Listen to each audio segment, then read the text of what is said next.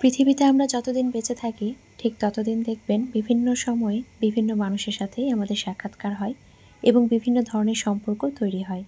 তবে এই সম্পর্কগুলোর মধ্যে দেখবেন কিছু মানুষের সাথে আপনার আত্মার একটা সম্পর্ক তৈরি হয়ে যাবে। আর এই আত্মার সম্পর্কগুলো চাইলেই কিন্তু সবার সাথে তৈরি করা যায় না। হ্যালো এভরিওয়ান, আসসালামু আলাইকুম। Welcome back to my another new blog. This is Shimul from Rajshahi. সবার কী অবস্থা, কেমন আছেন? আই হোপ সবাই ভালো আছেন, সুস্থ আছেন। সকাল সকাল একদম সকালে নাস্তা দিয়ে ভিডিওটি শুরু করছি। আজকে সকালে নাস্তাটা ছিল খুব হালকা। এখানে আমি বাটার দিয়ে ব্রেডগুলো ভেজে নিয়েছিলাম, সেই সাথে এখানে ডিম পোচ করেছি, এখানে কাজু বাদাম এবং কিশমিশ, সেই সাথে এখানে আমি দুধ চা বানিয়ে নিয়েছি। তো সকাল সকাল একদম ধোয়া ওঠা দুধ চা দিয়ে কিন্তু নাস্তাটা শুরু করছি। এইভাবে যদি একটু কড়া করে ব্রেডগুলো ভেজে নিয়ে একটু দুধ চা দিয়ে খাওয়া যায়, অসম্ভব রকমের কিন্তু ভালো লাগে। তো আমার তো বেশ ভালো লাগে। সারিকা আর ইঝান তো ঘুমাচ্ছে, আর এদিকে সারিকার বাবাকে আমি নাস্তাটা তাড়াতাড়ি তৈরি করে দিলাম, যেহেতু অফিসের টাইম হয়ে যাচ্ছে এই জন্য। দেখতে দেখতে কিন্তু রোজা একদমই চলে এসেছে। তো আর বেশি কিন্তু সময় নেই, মাঝে একটা দুইটা দিন। তো রোজা উপলক্ষে যেগুলো ভারী কাজ করার দরকার সেগুলো কিন্তু আমি সব কিছুই করে নিয়েছি। বাসার আর তেমন কোনো ভারী কাজ নেই, যা ছিল সব কমপ্লিট করে ফেলেছি। তো যারা এই মুহূর্তে আমার ভিডিওটি দেখা শুরু করেছেন তারা প্লিজ একটা লাইক দিয়ে ভিডিওটি কন্টিনিউ করবেন। আর যারা আমার চ্যানেলটি আজকে নতুন ভিজিট করছেন, যদি আমার ভিডিওটি ভালো লেগে থাকে তাহলে আমার চ্যানেলটি সাবস্ক্রাইব করে আমার সঙ্গে থেকে যেতে পারেন। বাসায় আলু এবং পেঁয়াজ একদমই শেষ হয়ে গিয়েছিল, তো এই জন্য কিন্তু আলু এবং পেঁয়াজ বেশ পরিমাণে নিয়ে এসেছে। আমাদের পেঁয়াজের পরিমাণটা খুব বেশি লাগে, আর যেহেতু এখন রমজান মাস, তো রমজান মাসে তো পেঁয়াজের পরিমাণটা প্রত্যেকটা পরিবারেই বেশি লাগে। যেহেতু রমজান মাসে আমরা সবাই একটু বেশি বেশি ইবাদত করতে চাই, সেই সাথে নামাজ রোজা করে দেখা যায় শরীর অনেক বেশি ক্লান্ত থাকে। তো এই জন্য কিন্তু আমরা সবাই চেষ্টা করি নিজ নিজ জায়গা থেকে কাজগুলো একটু গুছিয়ে নেওয়ার, যাতে করে আমাদের রমজান মাসে খুব বেশি প্রেশার না হয়। আলু আর পেঁয়াজটা গুছিয়ে নিয়েছি, আর আমার যে টি কর্নারটা সেটা কিন্তু এখন আর আগের মতো নেই। এখন কিন্তু এই টেবিলের উপরটা এভাবেই আপাতত রেখেছি। দেখা যায় গ্রিন টি থাকে, তুলসী চায়ের যে টি ব্যাগটা সেটাও থাকে। এতে করে আসলে আমার জন্য একটু সুবিধা হয়, কারণ তুলসী চাটা আমার একটু ঠান্ডা লাগলেই খাওয়া হয় মধু দিয়ে। তো কাউন্টার টপটাও খুব ভালোভাবে একটু মুছে নিয়েছি সকাল সকাল। যতই ঘষা মাজা করি না কেন, আসলে প্রত্যেক দিনই করতে হয়, নাহলে দেখা যায় এই ক্লিনটা থাকে না। তো এর মধ্যে আমি গোসল করে নিয়েছি। ভাবলাম যেহেতু আজকে অনেকগুলো কাজ করব, একদম গোসল করে তারপরে কাজে একদম লেগে পড়ব। আমি এবার রমজানকে ঘিরে তেমন একটা কোনো কিছু ফ্রোজেন করিনি, তেমন একটা বলতে কোনো কিছুই আসলে করিনি। কারণ যে পরিমাণে আসলে ফ্রোজেন করা হয় খাবার, সেগুলো খেতেও ভালো লাগে না। দেখা যায় 8 দিন 10 দিন পার হলেই কেমন যেন একটা ব্যাড স্মেল চলে আসে।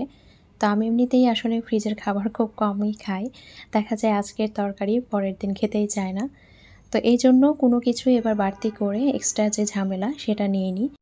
তবে আজকে আমি আমার কাজগুলোকে এমনভাবে সাজিয়েছি এবং গুছিয়েছি যাতে করে রমজান মাসের প্রথম 7 দিন আমার কোনো হ্যাসেল না হয় কিচেনের মধ্যে। একদম যেন সব কিছু হাতের কাছেই থাকে আর ফ্রেশ খাবার কিছু খেতে পারি, এভাবেই কিন্তু আজকে প্রিপারেশনটা নেব।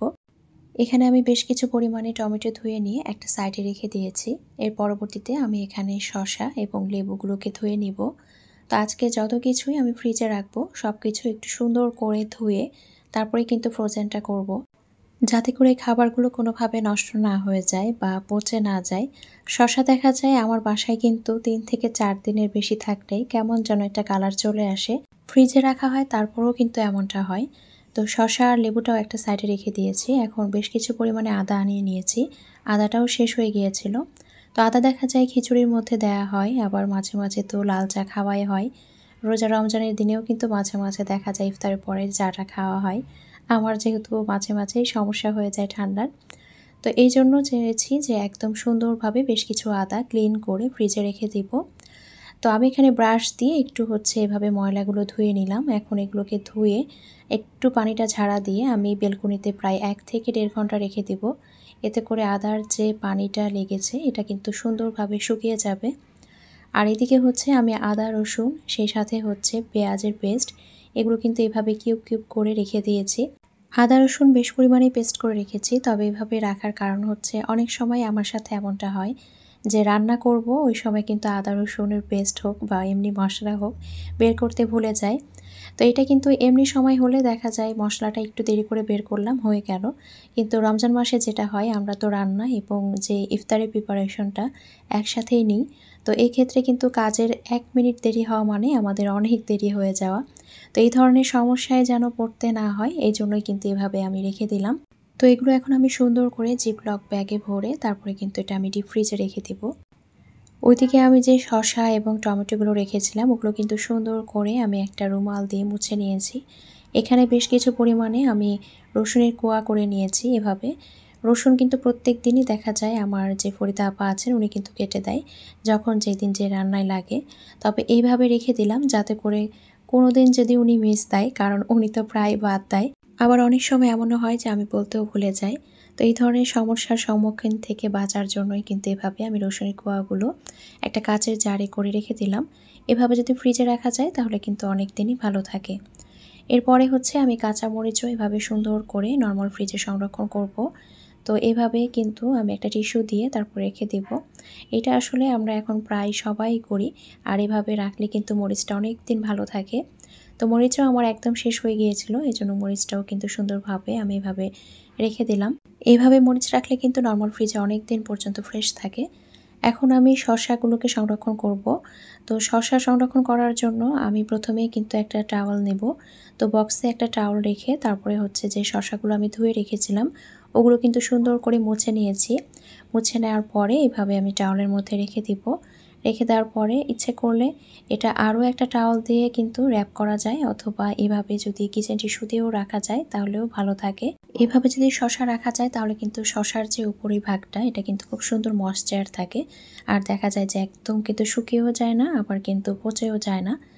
এরপরে হচ্ছে আমি লেবুগুলোকেও ঠিক রেখে দেব। তো লেবু যদি এভাবে কন্টেনার জারে রাখা যায়, যে কোনো প্লাস্টিকের কন্টেনার জারে রাখলে কিন্তু ভালো থাকে। তো আমি এভাবে একটা কিচেন টিস্যু দিয়েছি, তারপরে হচ্ছে লেবুগুলো দিয়ে আমি এইভাবে কিন্তু মুখ লাগিয়ে রেখে দেব। এইভাবে যদি লেবুটা নরমাল ফ্রিজে সংরক্ষণ করা যায় তাহলে কিন্তু অনেক দিন পর্যন্তই ভালো থাকে, একদমই কিছু হয় না।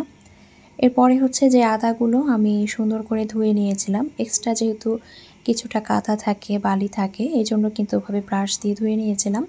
তো এটাকে আমি সুন্দরভাবে কিন্তু বেলকনিতে শুকিয়ে নিয়েছি।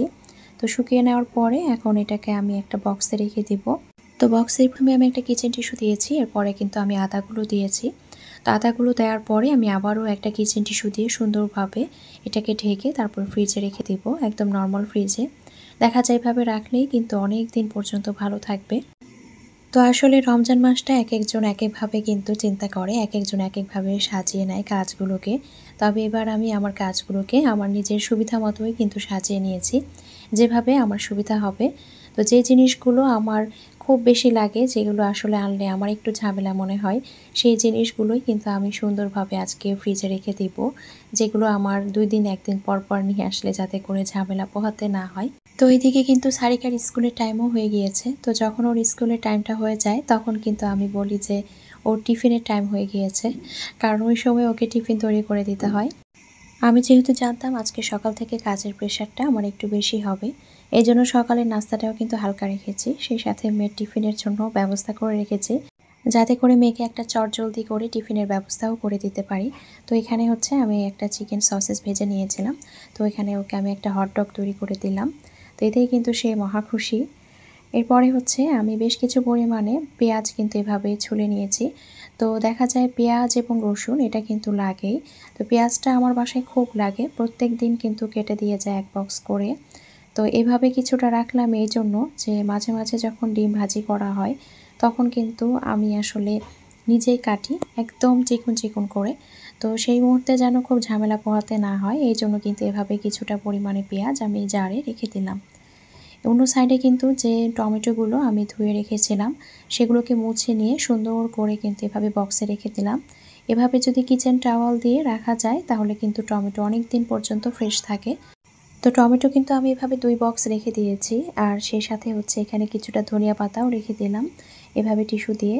দেখা যায় এভাবে রাখলে কিন্তু ধনিয়া পাতা অনেক দিন পর্যন্ত ভালো থাকে। এখন যে জিনিসটা আমি সংরক্ষণ করব সেটা হচ্ছে আমাদের প্রত্যেকের বাসায় বাসায় নিত্যদিনের একটা ঝামেলার কাজ, দেখা যায় ১ ডজন ডিম নিয়ে আসলে কিন্তু ৩ থেকে ৪ দিনের বেশি যায় না, একদম কিন্তু নিমিষেই শেষ হয়ে যায়। আর এই ডিম ধোয়ার যে বিষয়টা, এটা যে কী পরিমাণে একটা ঝামেলা। তো রোজা রমজানের মাসে যেন খুব বেশি ঝামেলা না হয়, এজন্য কিন্তু ২ ডজন ডিম এভাবে আমি রেখে দিচ্ছি বক্সে করে। এতে করে কি হবে যে আমার ৩-৪ দিন পর পর যে ডিম ধোয়ার বিষয়টা, সেটা কিন্তু লাগবে না। ১ সপ্তাহ যেন যায়, এইজন্য কিন্তু এ ব্যবস্থা করা। এখানে কিছুটা আমি ফুলকপি ২ টা বক্সে রেখে দিব। যেহেতু ফুলকপি এখন শেষের দিকে, খুব একটা খেতে ভালো লাগবে না। তবে কিছুদিন পরে তো আর খেতেও পারবো না। তো প্রথমে কয়েকটা রোজায় যেন ফুলকপি পাকোড়াটা বানাতে পারি, এইজন্য আমি ফুলকপিগুলো জাস্ট এভাবে কিন্তু দেখেন যে আমি ছোট ছোট টুকরো টুকরো করে নিয়েছি। যখন চপ করা হয় বা একদম সুন্দর করে কোনো কিছু একদম ছোট ছোট করে কাটা হয়, তখন কিন্তু পুষ্টিগুণ নষ্ট হয়। কিন্তু এইভাবে যদি একদম আস্তে আস্তে করে রাখা যায়, তাহলে কিন্তু তরকারির যে পুষ্টিগুণটা, সেটা কিন্তু খুব একটা নষ্ট হয় না।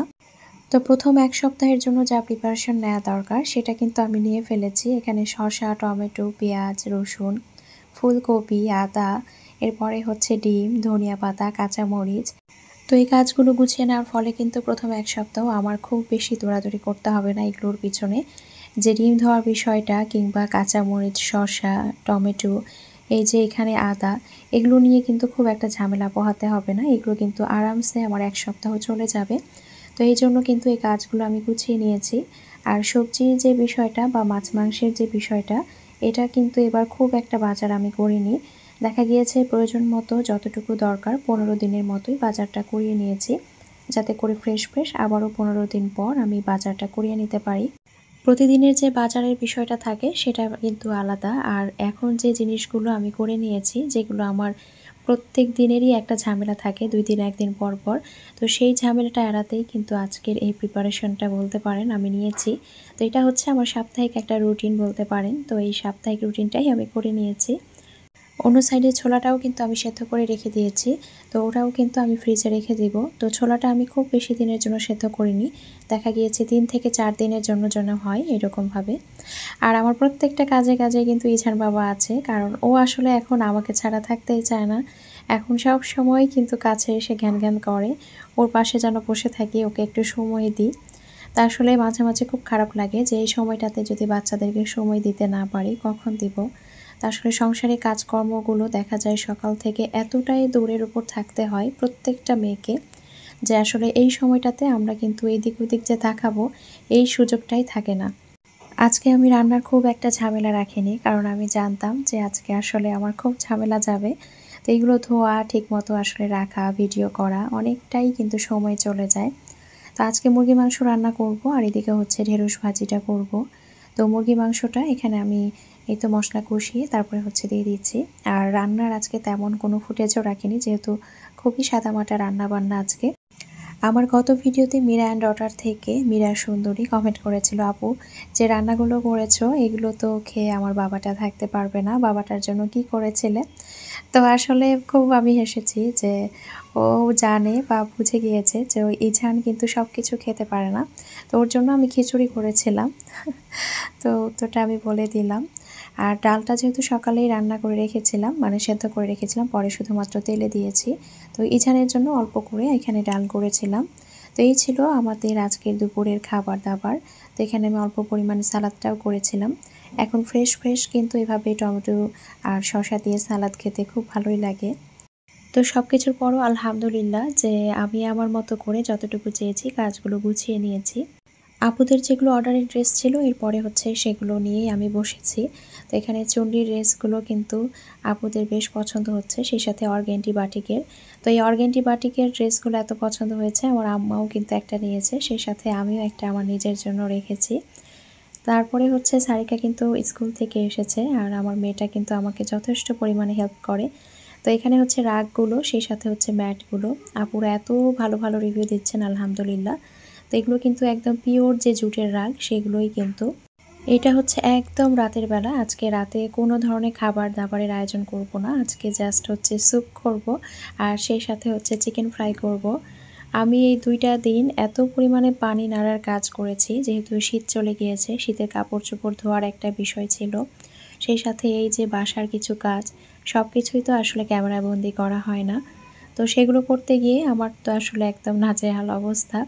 তো ভাবলাম রাতে একটু স্যুপ তৈরি করি। তো সারিকার বাবা বলছিল বাইরে থেকে স্যুপ নিয়ে আসবে। পরবর্তীতে আমি বললাম যে না, কোনো দরকার নেই, আমি আজকে বাসায় স্যুপ রেডি করব।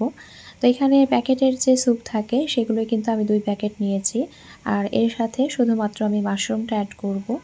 তো দেখা যায় এখানে চিকেনটাও যদি দেয়া যায়, চিংড়িটাও যদি দেয়া যায় খুব ভালো লাগে।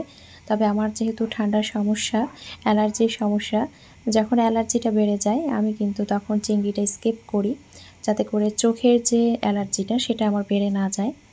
তো এখানে আমি কিছু পরিমাণে মাশরুম বাইরে রাখলাম আর বাকিটা কিন্তু এভাবেই কাঁচের জারে নরমাল ফ্রিজে রেখে দেব।